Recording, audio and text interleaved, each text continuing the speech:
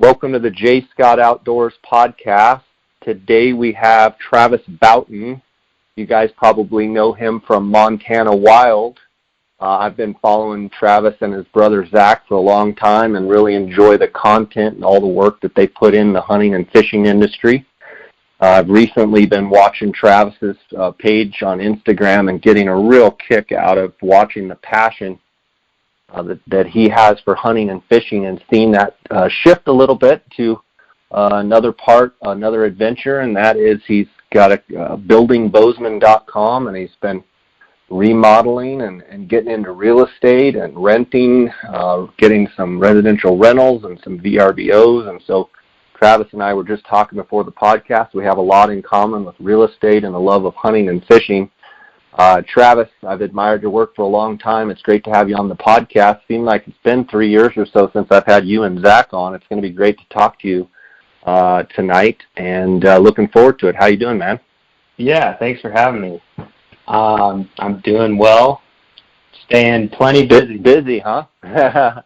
It seems like every Instagram story or post, you're up to your elbow in paint, or you got lots of elbow grease going. Tell us what's going on up there with buildingbozeman.com. Yeah, so buildingbozeman.com's our website it's actually my wife and myself, a construction company that we run here in Bozeman, Montana. And we also have recently dived into real estate and long-term rentals and vacation rentals.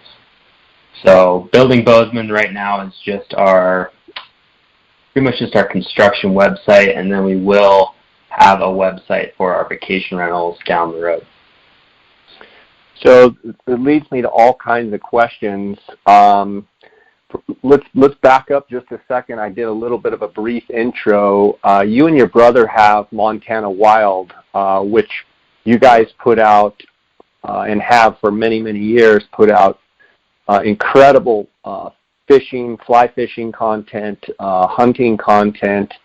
You guys are in Montana. Why don't we start kind of at the beginning, talk a little bit for maybe those people that aren't familiar with you and Montana Wild. Let's kind of build that background of hunting and fishing, and then I'm so pumped to get into the real estate stuff with you as well. So why don't you kind of start at the beginning, give a kind of a brief overview of how you guys got going with Montana Wild. Yeah, so Montana Wild, it's a brand, but it's also, we're a media company. We started back in 2013-ish, and it really was just a blog to start that was just documenting our passion for hunting and fishing. We shot a bunch of media content, photos, videos, your typical beginner, rookie GoPro videos to start, and just documented a lot of our experiences, and it grew from there while we were in college to a full-on media business, where we did everything from social media marketing to just photography, contracts with all sorts of hunting and fishing companies. Then we also started doing a bunch of merchandise, and that part of our company ended up taking about basically 50% of our company was just a brand of selling merchandise and shipping that merchandise. And so it's gone from 2013 till about now. And you guys have had some amazing films out there. We got some questions in from Instagram. I put some questions out, and some people want to know what your favorite films are, and we can get to that later. But, I feel like you guys' style, I remember from a prior podcast with you guys were, skiers, snowboarders, you kind of came from that background. I'm sure you had an influence, Warren Miller type influence where, kind of edgy, just cool content. Can you talk a little bit about some of your filming style and your presentation and, editing style somewhat with those films? Sure, yeah. So all of our inspiration was definitely from the action sports realm. So a lot of ski, snowboard films. If you are familiar, yeah, I mean, Warren Miller was definitely an inspiration, but we were more into the new, younger generation, like Level 1 Productions, Four Boys Productions, a bunch of just up-and-coming, kind of the younger generation around probably early 2000s. And that was definitely where we found all of our inspiration going into our hunting and fishing films to start. There really wasn't much out there around 2011 that would get you basically excited and pumped up for the upcoming either fishing season or your hunting season.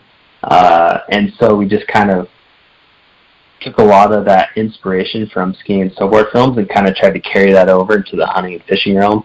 And that was kind of where we grew from there. Do you think it's easier to kind of capture that vibe for hunting films, or do you think it's easier for the fly fishing films to kind of catch that, catchy, get you pumped up vibe that you guys do so well? Oh, definitely fishing. You can, why you can is at that? least, well, it's just with fishing, you at least have a chance to set up a shot that you have in your mind.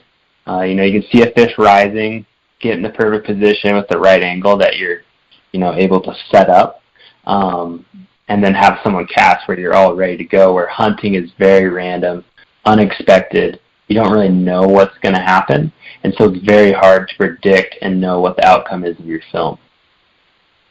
Yeah, that's well put. I think, one of the things that I like so much about the fishing films is you feel like you're like literally in the boat with you guys or on the bank, and you can just feel the anticipation. You film the fish and he's rising, and you guys are kind of, you can just tell you're into it. You make the cast, you hook it, and you guys are all going nuts. I mean, it's kind of hard to recreate that sometimes in a hunting situation, because you can go days and days and days and never get that right, bull coming through the trees, or, that we would all love to be able to go, oh, I hope that elk walks right through that, stand of Quakies, and then he circles around and gets the wind and comes in behind you, and it's like, that didn't make a very good film. Oh, absolutely. Yeah. Yeah. And it's, like you said, it sometimes you don't see an animal for 2 or 3 days, and that makes it pretty difficult to shoot a film, especially if you only have about 6 days or 4 days to get it done. Now, you guys grew up in western Montana, kind of in that Missoula area, and then you recently, in the last couple of years, moved to Bozeman. Talk a little bit about the move, the transition, and maybe the differences there between kind of the western Montana and then kind of that Bozeman area. Yeah, so Missoula was actually where I ended up going to college. Zach did as well. Zach's my brother. And we really were pretty happy with living in Missoula, even though it's kind of known as a hippie town. And we had always wanted to move to Bozeman at some point, and Zach actually lived here way, way back when he went to Bozeman for a couple of years and was just a ski bum. But we didn't really have a good reason to go to Bozeman, and it was nice because it seems like all of the very serious hardcore hunters live in Bozeman. So when you're competing on public lands for hunting spots, you're honestly dealing with some of the best hunters in the state, whereas in Missoula, I mean, we could go to any trailhead, and if you see one truck, it's a busy day, whereas in Bozeman, if you go to the trailhead and you see 3 to 5 trucks, that's still going to be a great day. Otherwise, the norm is kind of just a jam-packed trailhead at first light. So we actually ended up moving to Bozeman because of my brother's girlfriend, of all things, and since we could work from anywhere we wanted to at the time, it was just kind of a no-brainer to go check out Bozeman and just see what all the hype was about, and just have kind of a new place to explore, new rivers to fish, new mountains to hike, and at the very least, we can move back if we didn't like it. So obviously you've been there a while, and you've gotten married yourself and building Bozeman.com and getting some rentals and real estate. sounds like you like it. Compare the fishing, the rivers. Talk a little bit about the rivers in the Missoula area, and then talk about the rivers in the Bozeman area. Give kind of everybody a general feel that doesn't know Montana that well, kind of both areas, what rivers that you guys, fish a lot. Yeah, I would say Missoula has a wide variety of rivers, everything from, small creek fishing to, your big rivers like the Clark Fork, the Missouri's still pretty close there. And then you also have a lot more just pristine mountain creeks that, tend to hold a lot of cutthroat, a lot of your native fish. Bozeman still has that, but a lot more tailwaters and just more pressure in general around Bozeman.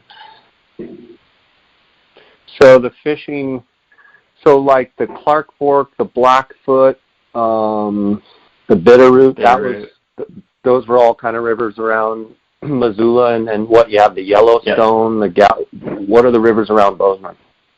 Yeah, Bozeman, we got the Yellowstone, the Gallatin, the Madison, the Jefferson. Then it just kind of goes out from there in the Big Hole, Beaverhead. And the Big Hole's one that, isn't it kind of like, it's kind of in between Missoula and Bozeman, so you could still strike it from Missoula as well as Bozeman, right? Yep, that's correct. They're probably about the same distance. You guys also, I noticed on your Instagram, you guys went to New Zealand. I was fortunate to go there in 2005 and just dying to go back. Nice. Talk a little bit about that New Zealand trip. Yeah, New Zealand was an amazing adventure. We spent 43 days road tripping around the South Island. It was primarily a fishing trip, but we got to do some hunting as well. It was actually during that trip that I knew I wanted to marry my now wife. So awesome. I guess time away is either a good or a bad thing. And it was one of those situations where I kind of knew that I couldn't go on in this life without her, regardless of the great time that I was having down there. I definitely missed her, and New Zealand is an experience altogether, especially when you're used to your typical fly fishing in North America. To go down there and think it's the same thing, it's just not. Even though there's still brown trout, it's primarily all sight fishing. They're very picky. The time of year that we went is kind of towards the end of their season, so a lot of those fish were, the spookiest fish I've ever seen in my life. You have fish swim up to your fly in crystal clear water, and they get just close enough to check it out, and then they just spook like they've seen the devil or something. One thing that I was kind of blown away with in New Zealand was the fact that, here in North America, especially in the western U.S., we've got all kinds of fish as far as numbers of fish, and you may have 15, 20, 30 boats at the put-in, and you can still have a great day fishing. I remember in New Zealand, one of the first days, we did 2 weeks. We fished 9 different days, and I remember one of the first, we went all guided, and I remember one of the guides, we were riding along, and everything was great, and he just looked over, and he's like, "I can't believe it." I'm like, "What?" He goes, "There's a car. There's a truck." He goes, "There's a truck there." I said, "Oh, okay." Yeah. He's like, we got to go to a whole new river. I'm like, "What?" He's like, "We can't fish here."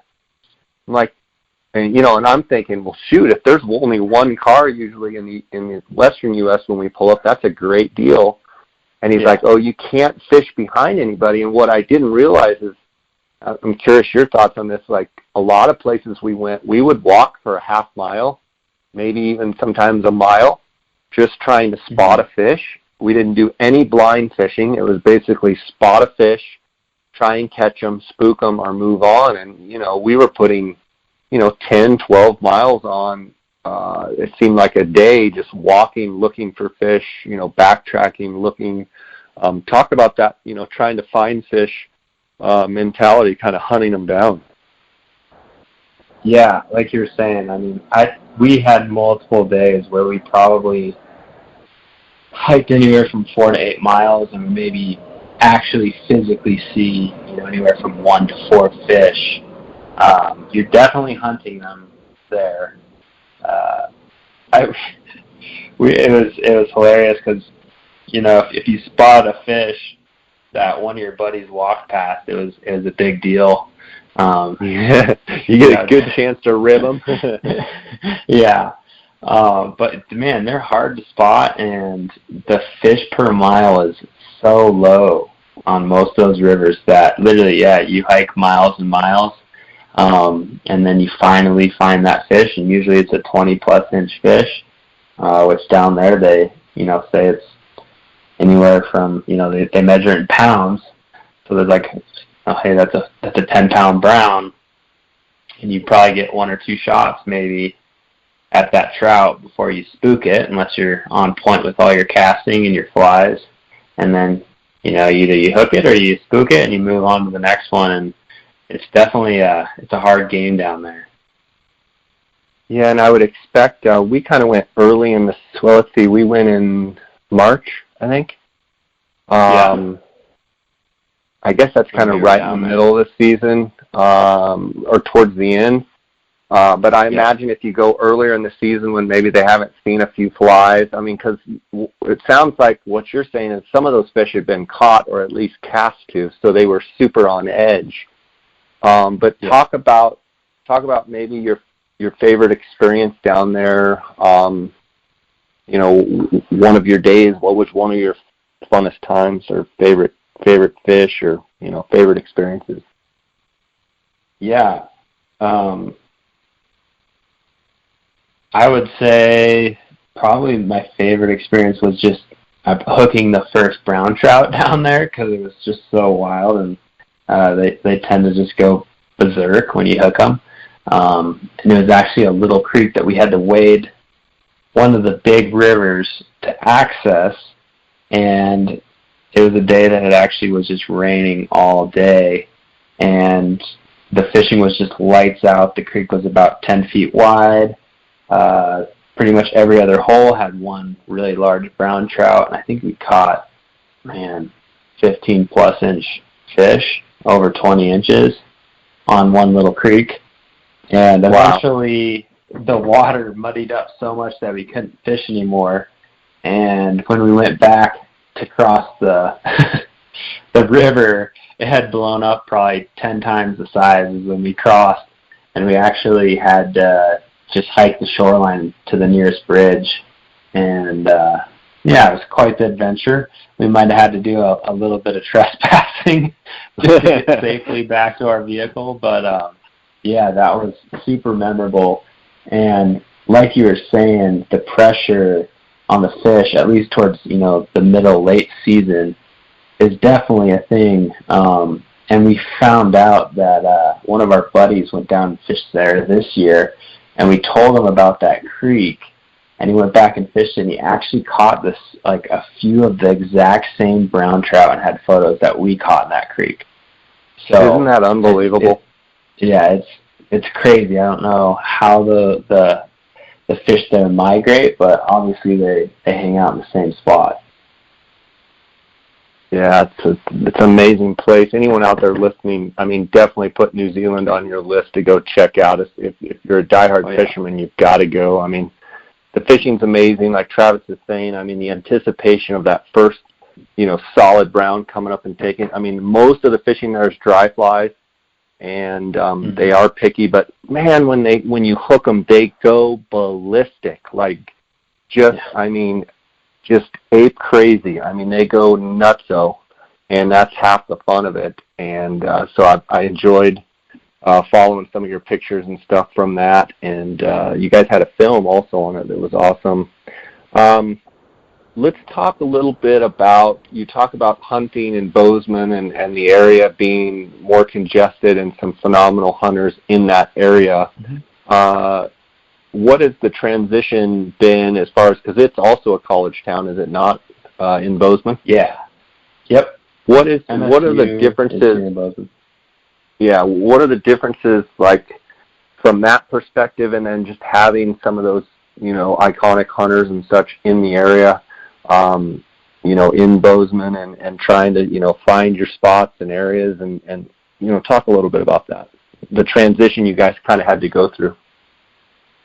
Yeah, I mean, I think anyone that's into, like, the hunting realm kind of knows that Bozeman's turning into a mecca for people to come either live or to hunt in this area.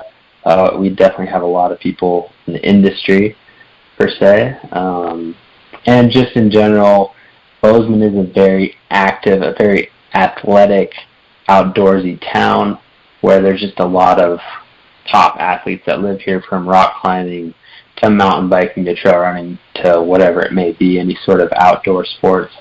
So, yeah, I mean, transitioning from Missoula to Bozeman,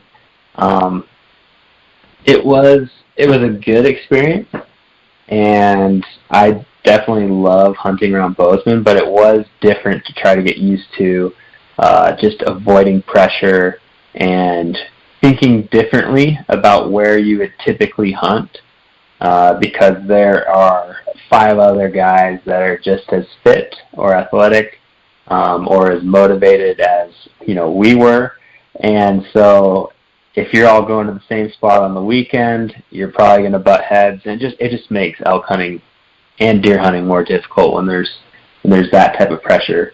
So the biggest thing was just finding new areas, trying to think a little bit more advanced as to where do people not want to go, what makes this approach into this area so nasty that 90% of the guys I know aren't going to want to go in there because of either deadfall or just the vert to initially get in there.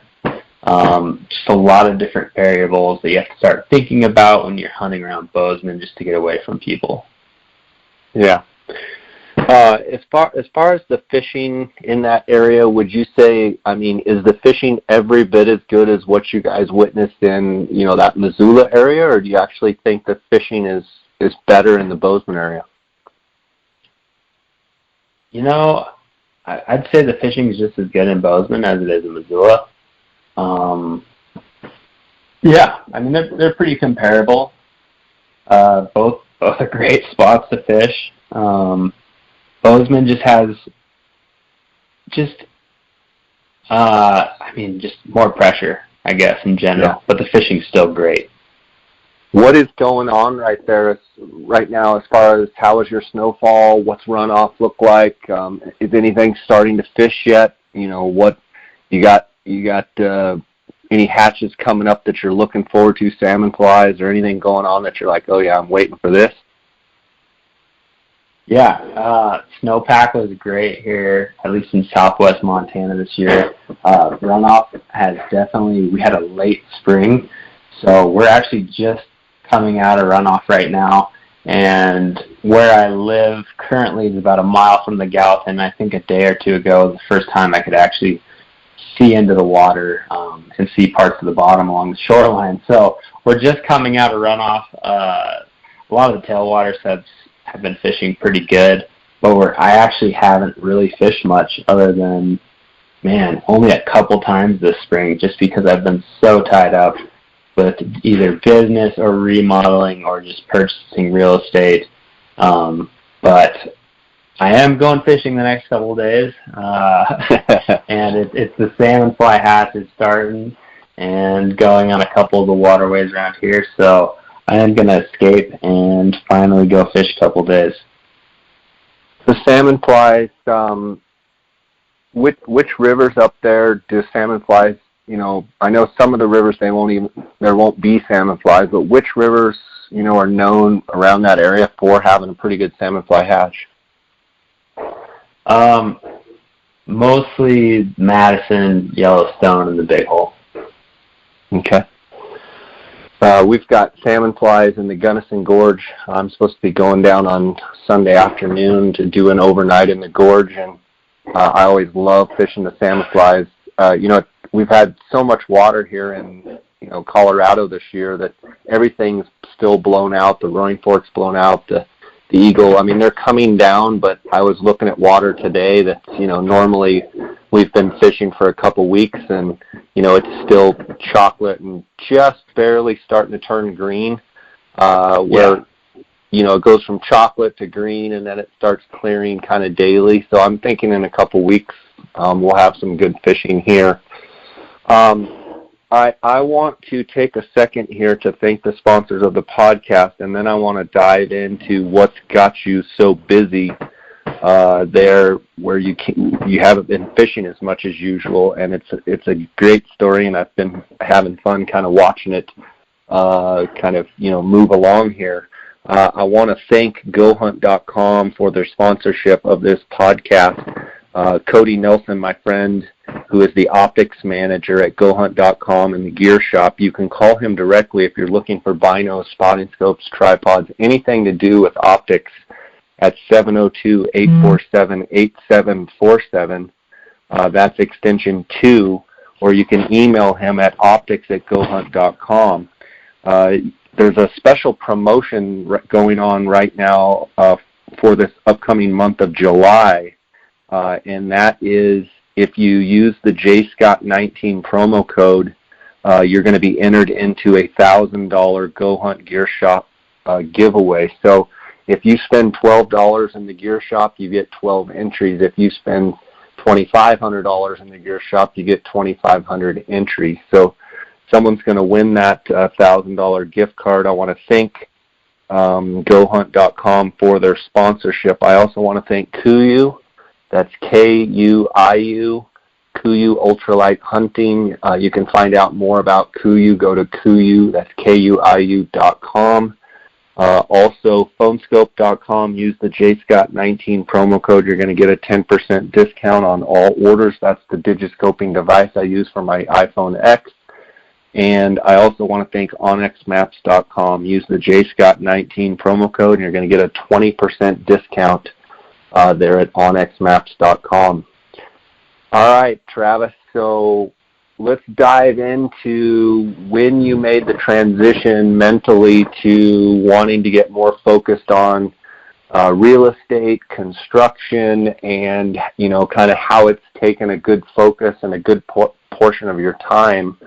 So, kind of start at the beginning and walk us through kind of how maybe your first idea, first deal, how it all started. Well, I got married. That's a start. And yeah. How old were you when you got married, and how old are you now? Just to give some context. I got married when I was 29, so I haven't even been married a year, but I'm 30 now. So I got married last August. Okay, so you're just still a young, strapping pup here. Yeah, I feel like I'm getting older. But, yeah, and in the scheme of things, 30 is still really young. But, yeah, it was when I was dating my wife prior to marriage that real estate started to hit more on my map. And honestly, before that, I really didn't have, I never really thought that much about real estate, nor did I ever really think that I could afford to buy a house. I was pretty much just strictly focused on hunting and fishing in the outdoors. And so it hasn't been until the last couple of years that I've really started to dive into the real estate realm. Okay. And so when did you know that it was possible, and what made you realize that it was possible? Yeah, so kind of a little bit of a backstory on this. So about 2 years ago is when I started doing construction. My wife had started a painting business. It's called Beargrass Construction. We're based here in Bozeman, Montana. And I actually, when I got back from my New Zealand trip, she was kind of in over her head with just so much work here in Bozeman, had taken on too many projects, had contractors that kind of failed to deliver, and she was just in straight anguish. And so I ended up helping her out, and that was kind of the start of basically me doing a lot more construction work, primarily painting and now siding. And at the same time, I was transitioning and kind of looking for a new outlet of work. Montana Wild's been great, but just doing business with your family or your brother, it does make it very difficult at times. And we kind of had different goals, and all the way leading up until my wedding, we had always lived together, always worked together. We were full-time, doing it day in and day out. And for me, it's a change of priorities once you get married. For me personally, it's God first, then my family, and then everything else kind of presumes after that. And so just the whole big decision of getting married was a huge change, and a lot of just learning and maturity for myself. And so when I did commit myself to my wife, I had to make that a priority. And in order to do that, I couldn't pursue Montana Wild full time, because it was, if we, pitch a project to a company, it's a 2-week project that I'm super passionate about, I can't expect, my partner, Zach, to take those 2 weeks off, and it was vice versa for myself. So if Zach pitched a project that he was super passionate about, we got the job, and it's a 2-week trip to Alaska, I can't commit myself to that now being married with a short notice.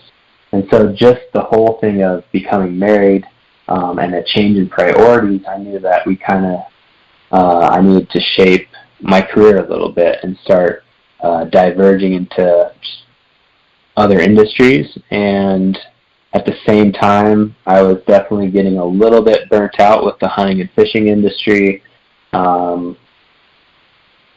and kind of was looking for a break. And also, it's very difficult. It's just very difficult to make decent money doing media work strictly in the hunting and fishing realm. So just all those variables combined to where I just started pursuing some other careers. One of those was construction, and Bozeman is literally blowing up. There's so many jobs for construction. It wasn't hard to find work. The work pays extremely well, and there's something to be said about building something with your hands and seeing the final product that everyone should experience at some point. It's definitely rewarding. It's not the most, it's not like you don't feel like it's a job that people look up to necessarily, but I definitely have a huge respect for people that do construction and work with their hands every single day, because it's definitely very physically demanding. And so just working construction, that kind of led me in the direction of pursuing real estate. And there's a podcast called Bigger Pockets. I highly recommend it to anyone that is thinking about investing in real estate or just wants more information about it. And also, I was big on Dave Ramsey before that, and just getting out of debt and kind of setting yourself up to retire down the road. And so a combination of those two just led me to, pursuing real estate, getting out of debt, getting my finances in line, and getting on a budget, which if you ask a good majority of people out there, I'd say probably 70% of the people out there have never set a budget for themselves. And that was a huge thing for myself as far as just saving money for a home. And a budget can just do big things over a short period of time for you. Absolutely. There's so much there that I want to dive into.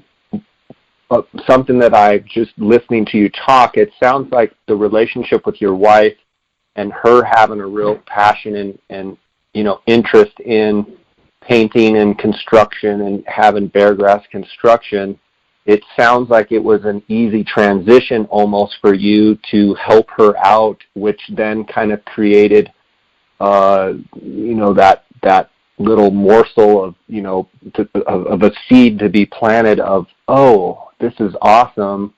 There's so much that's new to me, but it's a challenge. I like what I see. There's plenty of work here. So it's almost like there was a perfect chain of events there, not to mention the fact that the real estate market in general in the United States is awesome, but in Bozeman, it's just a thriving city. Did you almost feel like you just dove in, but that there was so much work that it didn't feel like work? It was all new, and you just dove into a new passion? Yeah, I mean, I think anytime you start something new, it's exciting, and you're learning so much, and it's a new challenge every single day. That's definitely addicting. I wouldn't say that working construction that we're passionate about working construction, but I do think that there's a lot of benefits and good things that revolve around having a construction job and working for yourself and setting your own schedule. And for us, I don't think we'll do construction forever, but definitely ties in extremely well for what we want to do down the road with real estate, and just being able to give back more in our community. And don't you think too, I mean, as you mature and as you get married, you start getting grounded, so to speak, as far as, you're putting down roots, and not that you weren't before, but, it's a maturity level. I mean, I've gone through it too, and then you start trying to look at your life and saying, what do I want to do? How do I want to provide for my family? And then here's an opportunity to take this construction, painting, siding, side business, and then you realize, wow, I can take the stuff that I learned, and now I can buy my own real estate and take what we've learned. And one thing I've enjoyed watching on your Instagram is watching you guys get dirty, paint all over you. And I saw one thing where it looked like you had a leak in something, and it's not all glamorous. I mean, I have rental properties, and we've talked about on other podcasts, I've talked about my real estate journey, and one of the things, when you kind of get to where you can see the light at the end of the tunnel, in other words, I bought rentals that needed to be fixed up, needed to be rehabbed, where I could buy it at a lower price, but I was willing to, get subcontractor friends that I knew to, do the electrical stuff, do the plumbing stuff, get new flooring, new toilets, new carpet. And it's been fun watching you guys kind of document that journey. And let's talk about, your first property that you guys, had your eye on and decided to buy and rent out, whether that went, long-term rental or if it went VRBO. Talk a little bit about that first one and the feelings kind of that you had about buying that and how that all worked out. So yeah, our first property was definitely a struggle.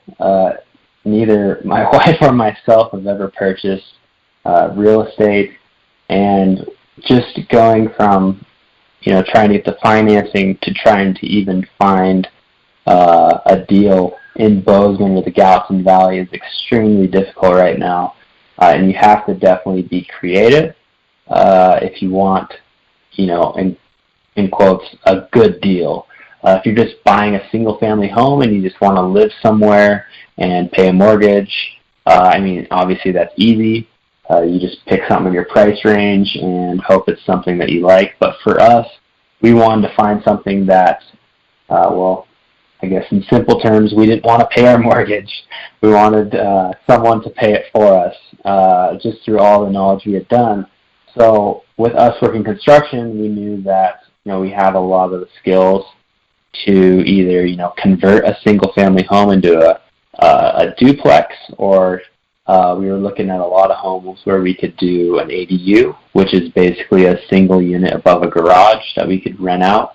And we had been looking probably for about, 4 or 5 months, and we found a fourplex and a single-family home. The single-family home we actually put an offer in on, had it accepted, and the whole reason we wanted to purchase that house is it was a good price. It had a walkout basement. We could literally put a door at the bottom of the staircase going down to the basement, and we would have had a 3-bedroom, 2-bath upstairs and a 3-bed, 1-bath downstairs, where we could either vacation rental or long-term rent out half the house, basically, without ever having to see the other person. And we ran into some issues with the HOA.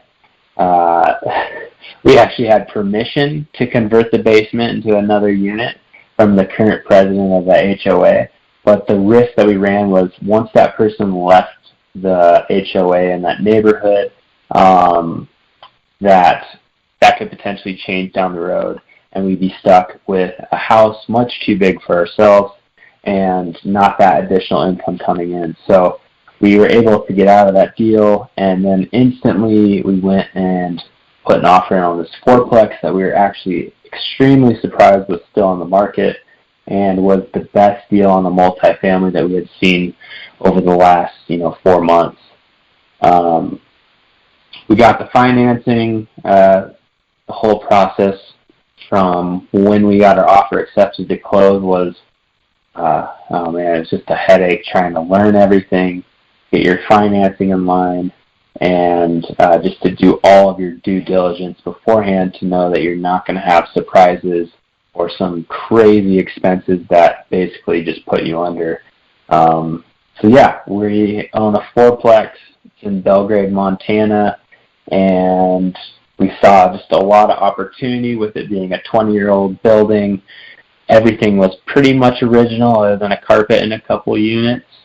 And the plan was just to do full-on remodels as the leases turned over. And we were going to convert 1 or 2 of the units into vacation rentals. The other one was going to be a long-term rental. And then we were going to live in the unit for hopefully no more than 2 to 5 years. Awesome. So in that process of getting out of one deal, jumping into this other deal, and having it be new and what have you, talk a little bit about the growing pains and, the fear that everybody has.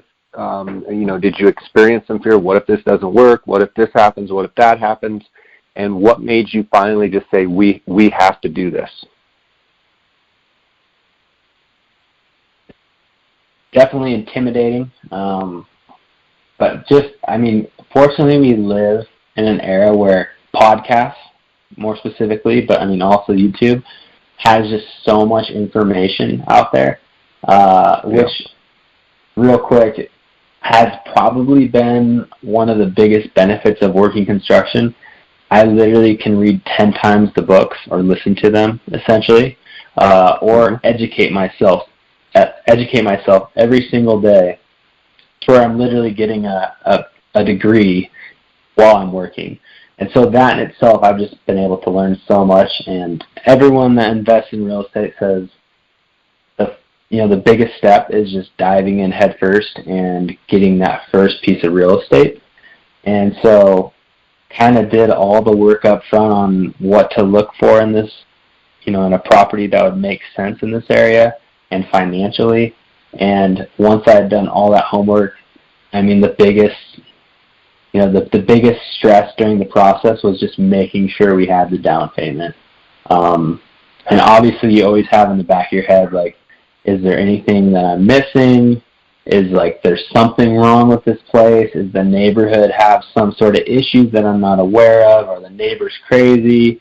Have the tenants, been just bad tenants? There's a lot of things that you think about, but in the end, you just kind of have to go for it and know that experience is going to be your biggest teacher.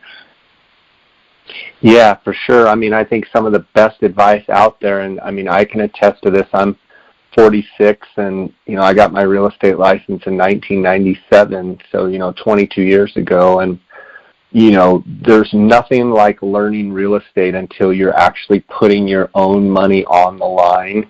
And what I tell a lot of people is, as long as you do the due diligence and you try and think of everything possible that could go wrong and try and cross those off your list. Okay, I checked the roof, I checked the, hot water heater, I checked the plumbing, I checked this, I checked that, and, you get your inspections and you do the best you can.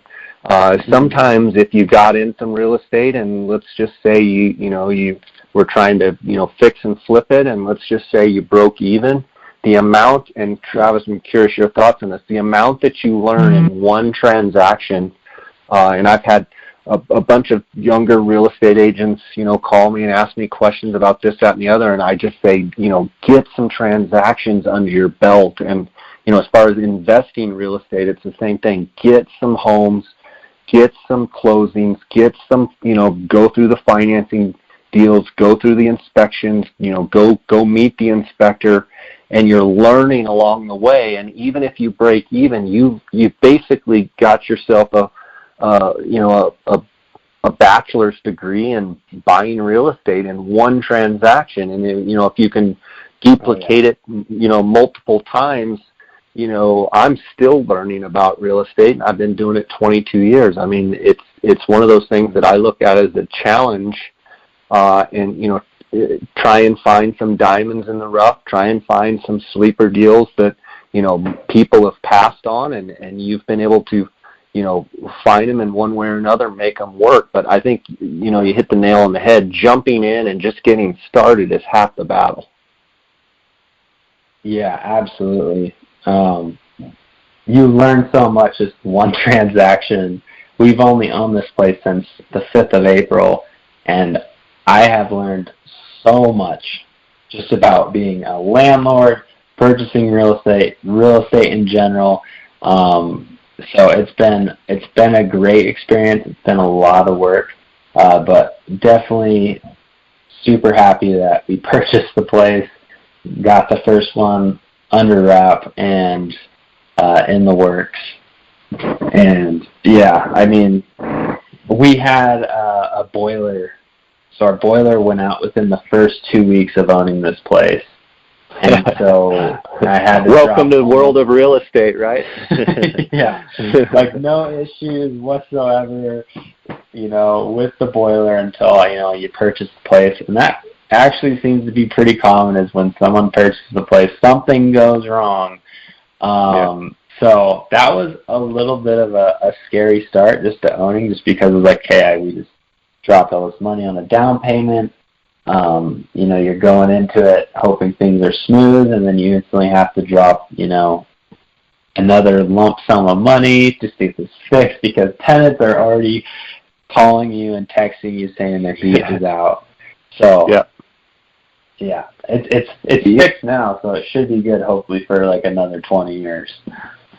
Yeah, and one of the things I'll add to what you're saying is, so, you're basically finding a deal, you're finding a fourplex, you're scrounging up the money to put down the down payment, whether it's 10%, 20%, 30%, whatever it is, whatever your down payment is, and then you're going with the method of let's let the rental income pay for this place. So whether you do a 15 or a 30-year mortgage, in 15 years, if you do a 15-year, they're going to basically not hand you over the keys because you already own it, but they're basically going to hand you a slip and say, congratulations, those other people have just paid your mortgage, now you own it. Or if it's a 30-year deal, in 30 years that will be yours free and clear, and you have the option to sell it, or you'll have the option to have the passive income.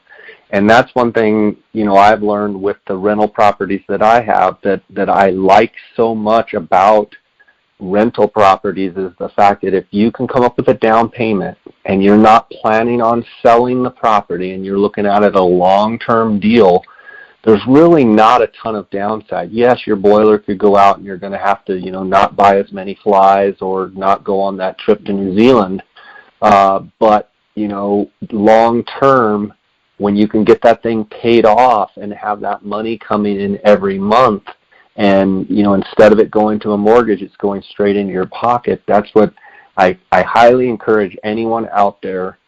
Yes, the real estate market has been going strong for 9 years. Yes, we're probably getting at the higher end of the price spectrum. But if you have a long-term outlook and you have enough money to put a down payment and get your first rental property, and let the tenant pay your payment, and I think, Travis, I'll ask you this. I think so many people get caught up in positive cash flow, where they run the numbers of the mortgage payment, they run the numbers of the rental, they run the numbers of trying to keep a month's supply of reserves in case you have vacancies or what have you. But it all boils down to someone else paying that payment, and I just think that that's such a strong way to build wealth as well as experience. Yeah, no, I would agree with you. I mean, obviously, cash flow is what you're shooting for. But even if if your first purchase of a home, is a duplex or a place where, there's a lot of people in Bozeman my age now that are, vacation renting a room in their house just to help out with the mortgage.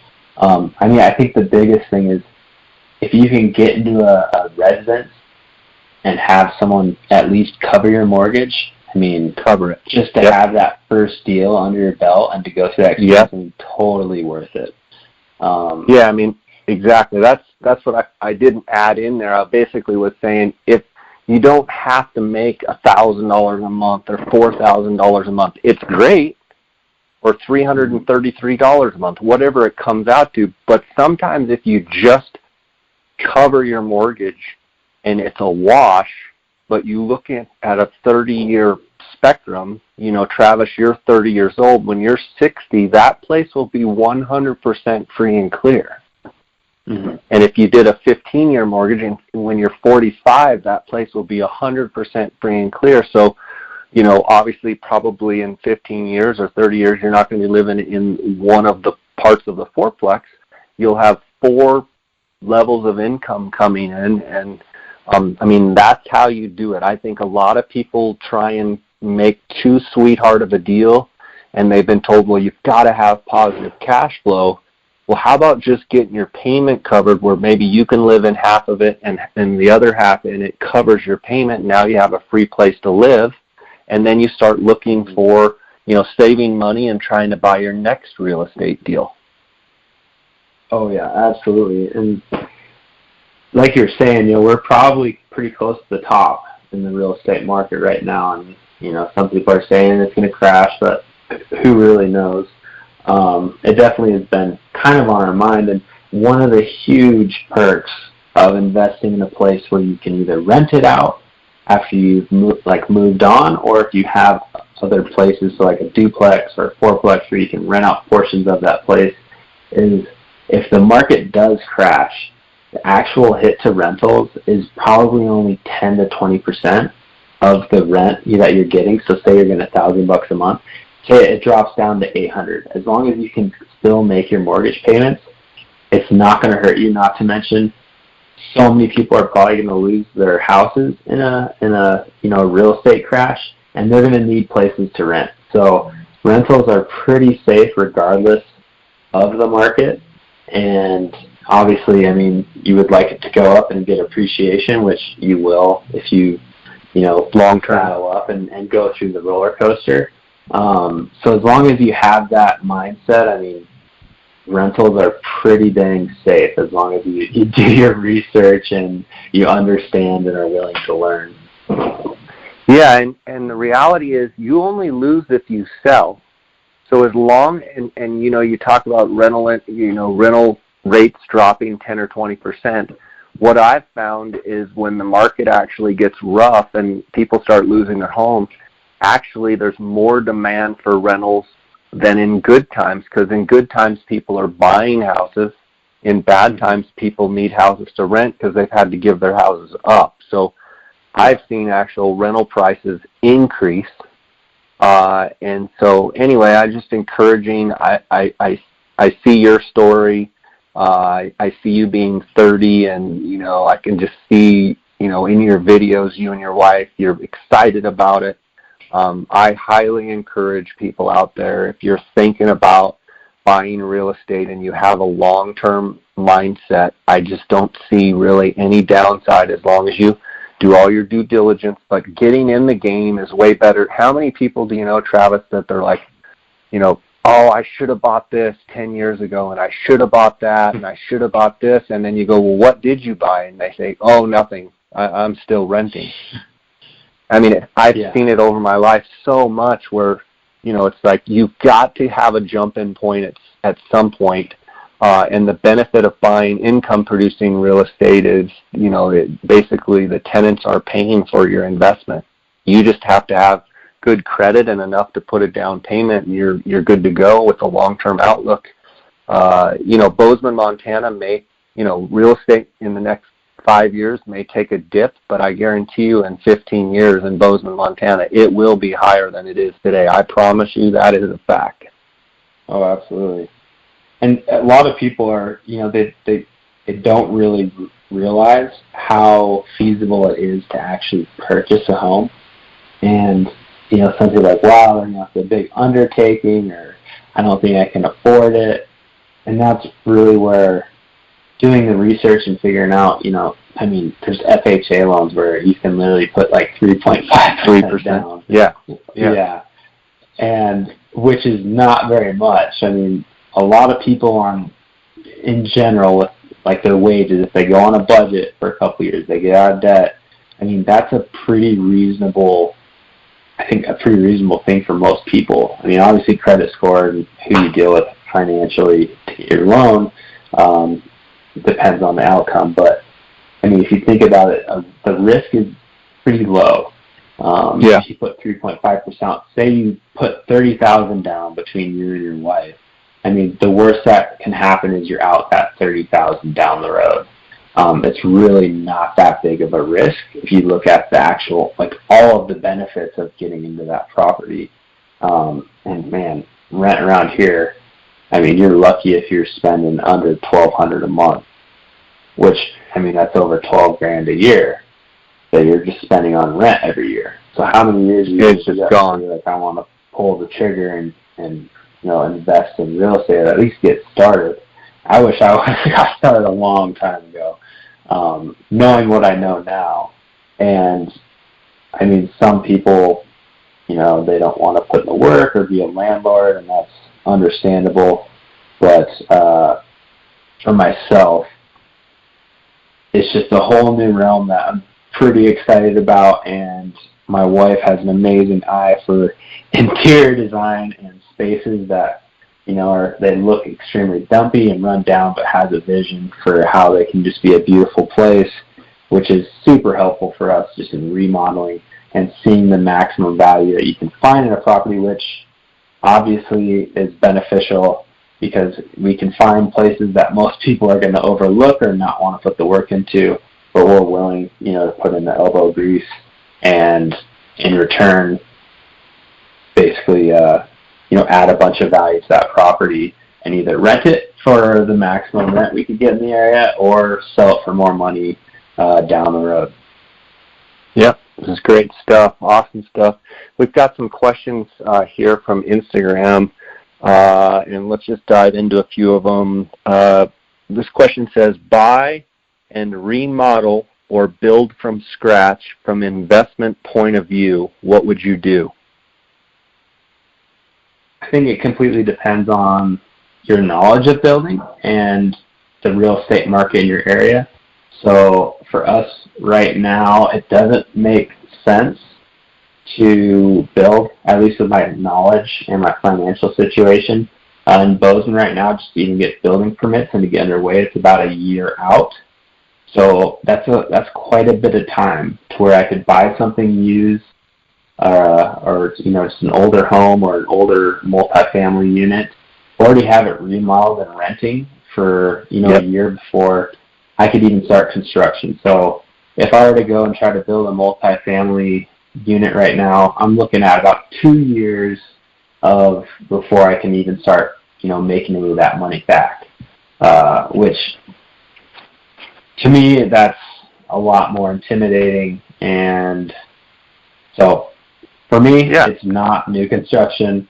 But if it's, in your area, it might be completely different. Land is really, really expensive in Bozeman, especially lots that are zoned for multifamily. So building just doesn't make sense in our area for me personally. Yeah, and I would agree with that as well, especially with people to get buying their first pieces of real estate. I highly recommend find those, ones that you need to come in and, bang out all the tile. You need to take the popcorn off the ceilings. You probably don't even know what popcorn is, but in Arizona they built a lot of roofs or a lot of ceilings. They spray in the popcorn. You come in, pull the popcorn off the ceilings. One thing I'll say is a bunch of the rentals that I bought, like if I take my wife there, like we don't want to live in that particular house, but one thing I learned from my dad a long time ago is he's like, hey, there's a house for everybody out there. Just because you don't want to live particularly in that house or maybe that neighborhood or maybe that area or what have you, and just because, you may want to spend $1,500 in rent and this one you can buy and rent it out for $800, there's always someone that will want to live in there. You don't necessarily, I think people get romantic with things they have to buy. It has to be a certain, in the gated community and has to be this, that, or the other. I think the exact opposite. I want to find those places where, good, solid neighborhoods, but, maybe a little bit lower income. Maybe you can slide in there and, do some elbow grease work and, spend $200,000 on a house and maybe put 25 or 30,000 into it, and all of a sudden it's a $300,000 house because no one wanted to mess with the dirty showers and the dirty closets and the carpet that smelled. I mean, you can go in there and rip that stuff out. So I would definitely say to this question, I would definitely go with Travis and go with some of the older real estate rather than new. Especially in the rental market, and certainly if you were going to try and buy it and flip it, I would go to the older real estate. Another question, have you or anyone had better experience as a host on VRBO versus Airbnb? That's a great question for you, Travis. What are you hearing about a better experience with VRBO versus Airbnb?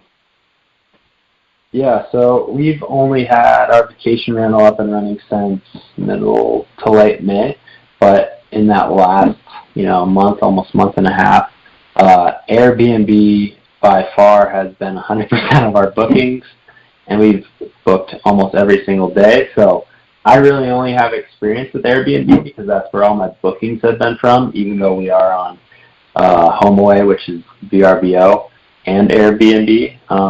But from what I've been hearing is Airbnb is on the uprise and VRBO, or HomeAway is kind of starting to fade away. I'm not sure why that is. I do know that HomeAway charges a little bit more as far as fees, but Airbnb by far has been much more beneficial to us. Travis, one question to follow up on that.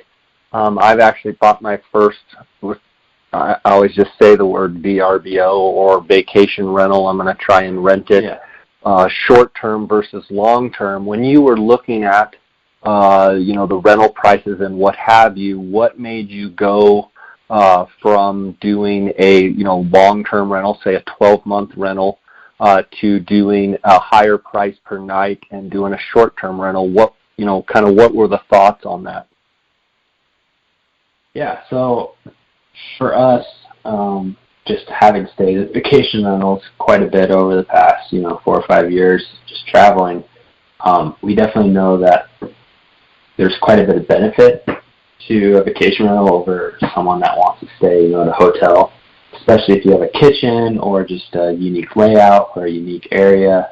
And so just for us knowing the area and doing our research, so in Bozeman city limits, there's restrictions on vacation rentals, which is more costly, and it also limits how many vacation rentals can be in our area. Where we're at in Belgrade, we're actually outside city limits, so there's no restrictions, and we don't have to pay any additional, city permits to be a vacation rental. So for us here, we were like, hey, this is awesome. We don't have to do any permitting. We don't have any additional costs. The biggest thing is furnishing the place. And, the worst thing that can happen with trying a vacation rental is it doesn't work out and we have to sell everything in the unit. We knew that we could make, what we would get per month on a long-term rental. So for us, just trying it was the biggest thing. And we are going to live in a unit in the same fourplex where we can literally walk right next door if there's any issues or if we need to clean the place. So for us, it was just a no-brainer. Hey, let's try this and see how much we can get per month, and it's been lights out. So mind-blowing. Definitely happy that we did the vacation rental route, and we're probably going to convert another one of our units into a vacation rental just because at least the demand in our area has been really high, and surprisingly, our location has more benefits than I anticipated. Yeah, that's awesome. A couple things to note, like Travis said, with the short-term rentals, the vacation rentals, different municipalities, cities, what have you, HOAs, different subdivisions have restrictions. You do need to check. That is part of your due diligence when you are buying some residential rental properties. Is do they allow short-term rentals? So make sure you check on that. But one of the things that I was looking at with the short-term rental is it seems as though, in Arizona, we obviously have the summer months where we have, really, really hot temperatures. And you guys might see the same thing in the winter where, yes, you got the ski area there, but it actually, I think, will have less wear and tear on the unit because it's almost like people come in and stay in a hotel. They're there for 2 or 3 nights and then they're gone. Whereas if you have, potentially the Clampetts moving into your place for 12 months, I mean, I've had some of my rentals where you just go in and you're like, how in the world did they keep the place like this? Where if your turnarounds every couple of days, you have, whether you're cleaning it yourself or you have your own housekeepers or maids that are going in there every couple of days, you can kind of keep an eye and keep the place up. If you go a 12-month period, or some of my tenants have been in for 7, 8 years, if you don't do your yearly inspections, you literally could come in and they could be, having a meth lab there, and you would never know because you haven't been there for 5 years. I think that's another benefit for those short-term rentals is, your turnaround, whether you're cleaning it yourself or have someone doing it, they can tell you, hey, this, carpet's getting worn here, you need to fix this up, and you can kind of keep an eye on your place. Not to mention the rates nightly are insane, and the analysis that I've kind of been doing is it's almost, it's 1.5 times, if not higher in some circumstances of, areas of gross rentals for the year. And when you look at the net, it's more money. It right now it is more money. Yeah. No, absolutely. And like you were saying, obviously if you have a vacation rental that's a super nice lodge on a lake, the people might be hanging out in your unit most of the day. But yeah, for our particular situation, they want to come visit the Gallatin Valley. They want a nice place to basically crash at night or to make dinner and maybe some coffee and breakfast in the morning. But for the most part, they're coming here to visit the Gallatin Valley, go do things throughout most of the day, come back, crash, and do it all over again. So really, we don't really see our guests that much, even though we live right next door, because they're basically sleeping in the morning. Yeah. Exactly. Good point. All right, we've got some questions here. Shifting gears, favorite fly if you could only pick one in Montana. Favorite fly.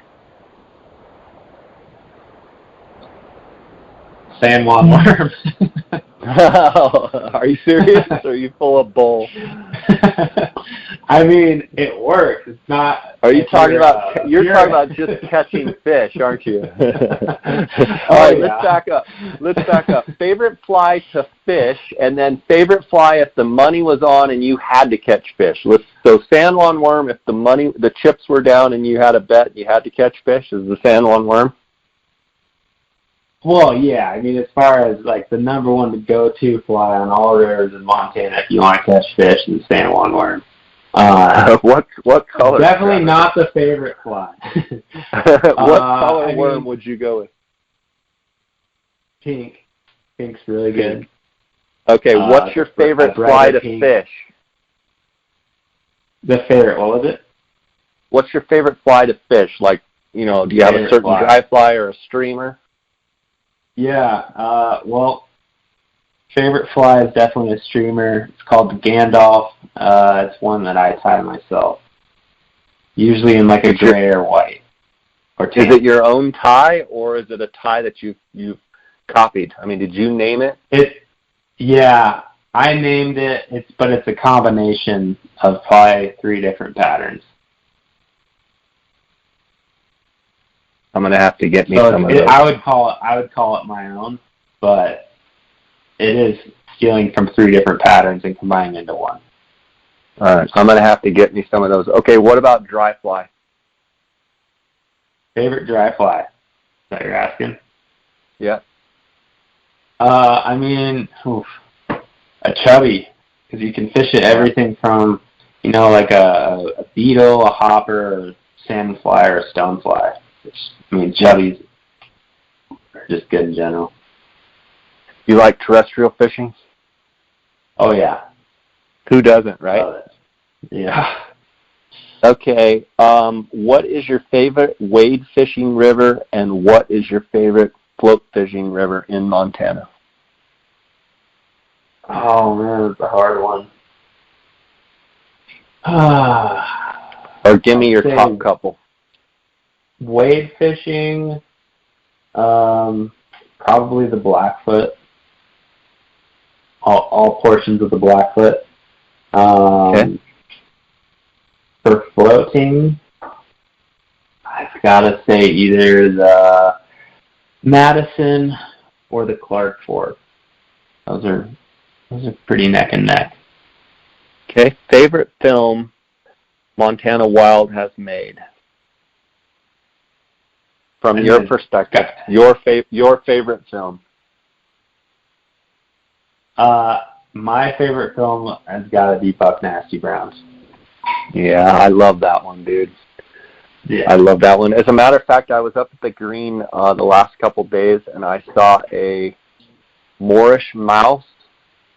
Yeah. And I thought of you guys. I don't know if that's the mouse you guys were using, but I remembered that, and I thought, I'm going to buy that sucker, and I'm going to try that thing out. That was a really cool film for sure. Yeah, it was a yellow. We were using yellow Moorish mouses. Okay. For the most part. Were you using yellow for a certain reason, or just because the film could pick up the yellow? Or the camera? So we had been doing quite a bit of fishing at night, and so we ended up fishing mice quite a bit just around Missoula, and so we had just played around with all sorts of different colors. And just trying to make them as ridiculous as possible, just being, like, what do they eat? Do they actually choose a color? It's nighttime. And so they pretty much ate every single color across the board.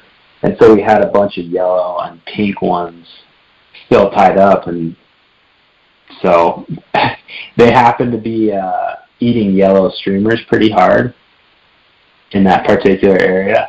And so we were like, why not yellow mice? And they loved it. Okay, I got a question about that. You talk about fishing at night, but have you had success fishing mice, obviously in the film, but have you had quite a bit of success fishing mice during the day? And tell me a little bit. That's one question, and number two is kind of like fishing streamers. You just kind of come up, cast across to a far bank, and kind of strip back, like just like you were a mouse running across the top. So definitely don't have as much success during the day fishing mice. For some reason, it tends to be larger fish that feed on mice, and those larger fish tend to be nocturnal fairly often.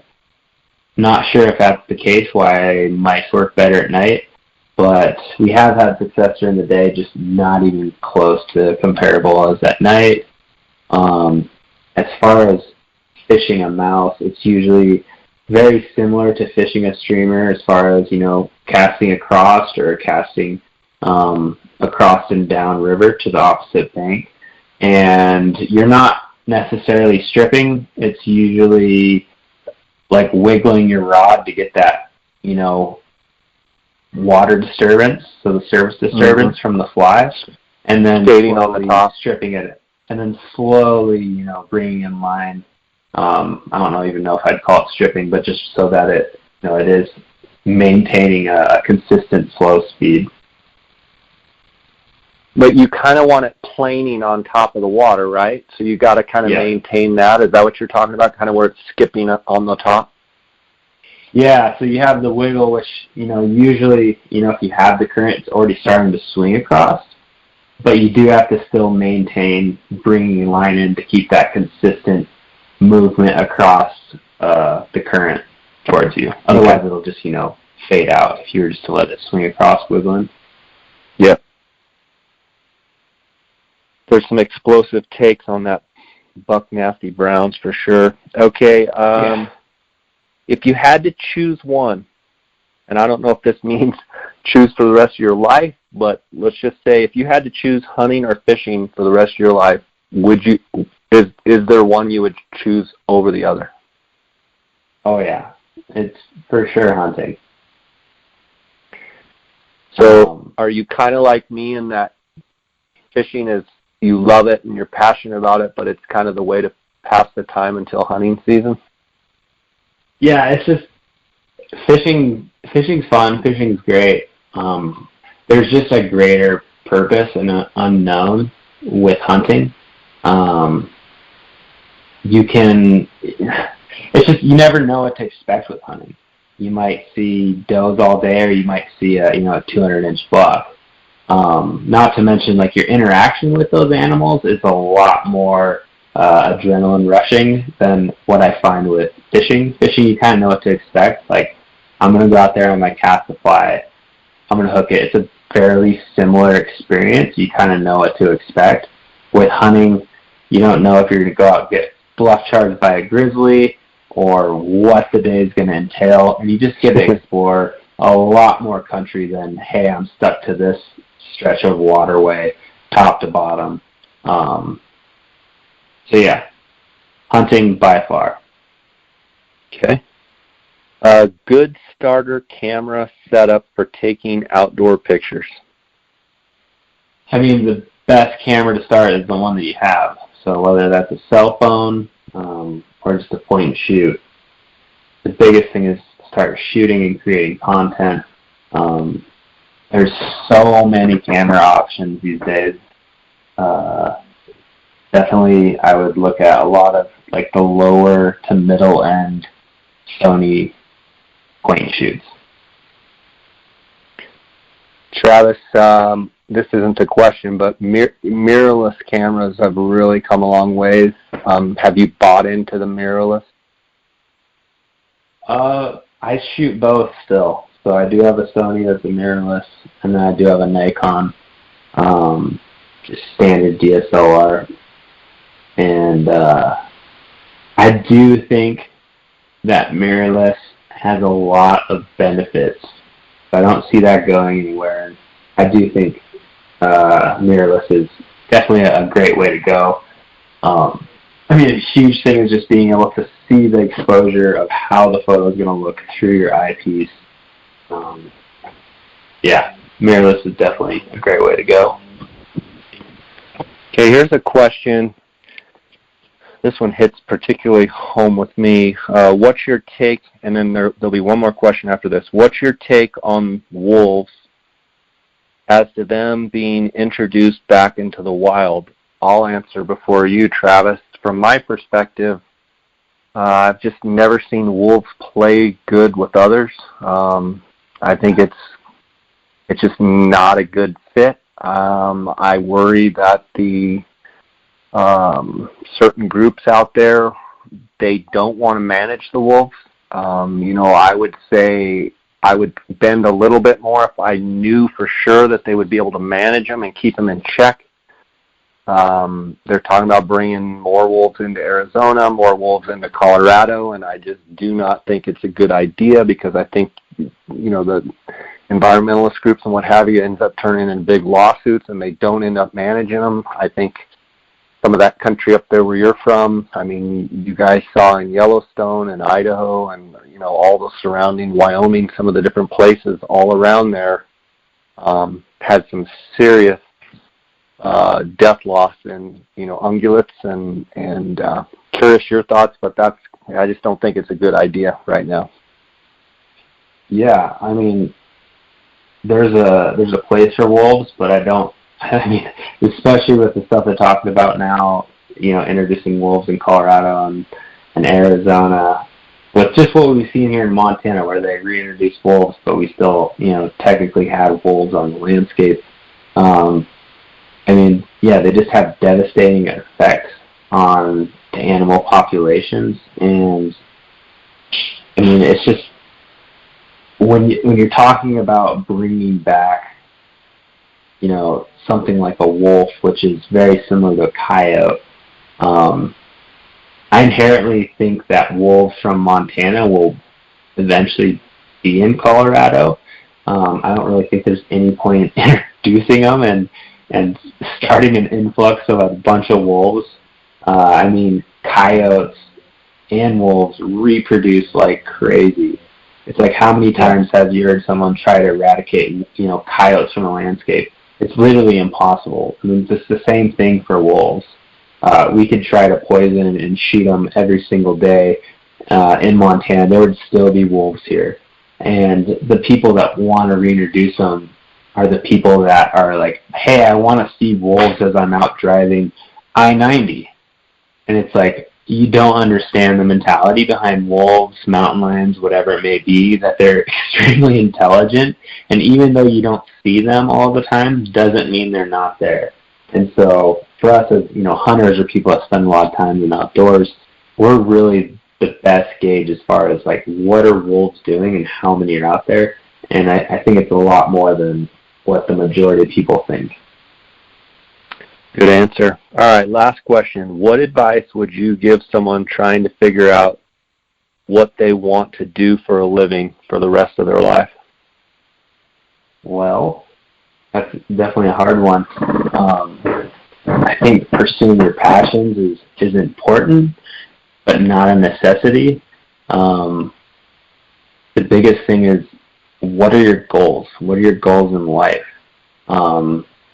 If your passion is to be an artist, but you never can make ends meet, you're not really going to make it too far being an artist. So you're going to have to pursue something else and maybe make your passion a side job. So that's kind of similar to me in the sense that, I'm extremely passionate about media. I'm extremely passionate about hunting and fishing. For me, I honestly like to keep those more separate, since I've been in a career that combines both of them so often, to where I like to keep media kind of as a side job, or basically integrate it into what I'm doing currently. So for me with real estate, obviously taking professional photos or shooting and creating photography and marketing materials is beneficial to my business, but it's not all my business. So biggest thing is to state what your goals are. If you have a passion, what's your opportunity look like pursuing that passion? And if there isn't a lot of opportunity, what can you do to combine multiple either careers or disciplines and see if you can combine those two and either start a new career path or be entrepreneurial, and maybe there's something out there for you that's not actually existing as a job currently, and just do your research and figure out what are the benefits, what are the the negatives, and just go out and do it. If you fail, learn from those failures and move on to the next thing. Awesome advice, man. It's been awesome talking to you here. You bring a lot of value. I'm so encouraged seeing a young guy like yourself taking the bull by the horns and creating, building Bozeman and jumping into the real estate, jumping into learning about, income producing properties. And it just sounds like you've just grown so much. You've learned so much. So my hat's off to you for taking that step. Still a huge admirer of what you guys have done with Montana Wild, and just continue looking forward to the success that you guys will have. And tell your brother hello for me, and congratulations. Looks like you've got a real winner of a wife, and just that's awesome. God bless you, man. And it's been great spending time with you here. I still want to get up and fish with you one of these times. And go hunting or do something, but I'm going to be following along. I want to encourage the listeners to give Travis a follow on his Instagram, and that is at TJ Boughton. That's Boughton. I'll link it up in the show notes. Also Montana Wild and buildingbozeman.com and Beargrass Construction on Instagram as well. I'll link all those up in the show notes. But yeah, buddy, just keep plowing, and thanks for spending, an hour and a half with us here and answering some of the listeners' questions. And hopefully this podcast will encourage other people out there to take a little bit of a leap of faith and, just get out there and buy some real estate and or pursue any other career that you're passionate about, because it's obvious Travis has taken his passion and all the energy that he's put into hunting and fishing. It's still there, the passion's still there, but he's been able to focus his attention on something else and building a career and building wealth, and it's awesome to see, especially in young guys. So, but you're never too old to buy real estate, and you're never too old to try something new, is kind of the way I look at it as well. Oh yeah, absolutely. Yeah, thanks for the time, Jay. We should chat again. All right, buddy. God bless. Take care.